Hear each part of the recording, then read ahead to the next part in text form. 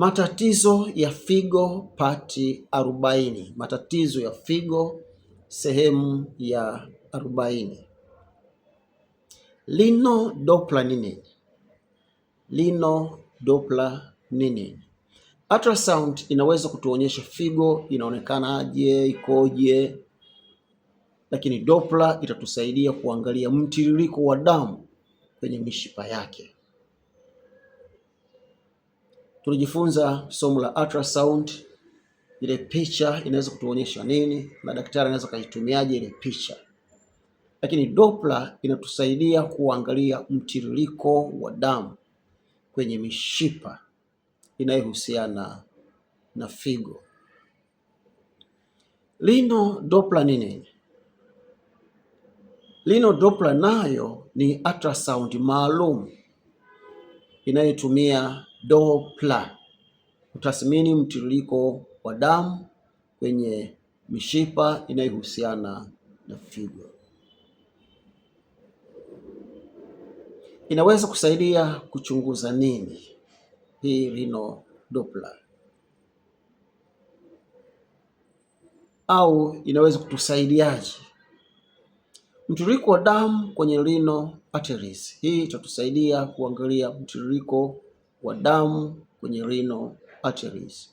Lakini pia inaweza kutusaidia baadhi ya matatizo ya mishipa ya figo, kutusaidia kuangalia vizuri baadhi ya matatizo ya mishipa ya damu.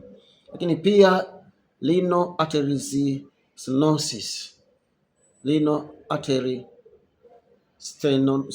stenosis katika hali zinazoshukiwa au zinazoangaliwa huweza kutusaidia pia kuangalia renal artery stenosis katika hali inayohusiana na hiyo renal Doppler au inayoshukiwa na renal Doppler. Lakini pia itatusaidia kuangalia baadhi ya matatizo ya vascular ya figo. Tutajifunza hili somo la vascular ya figo, kidney vascular, tutajifunza hapo baadaye. Inahusianaje na pressure? Kuna uhusiano wowote na pressure?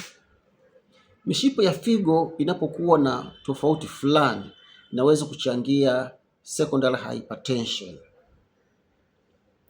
Inaweza kusababisha awamu ya pili au sehemu ya pili ya shinikizo la damu, lakini kwa baadhi ya wagonjwa, sio kwa kila mgonjwa.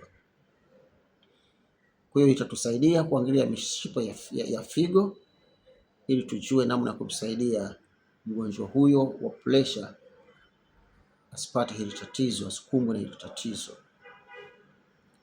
Tofauti ya ultrasound kwa kawaida. Ultrasound huangalia muundo wa figo na Doppler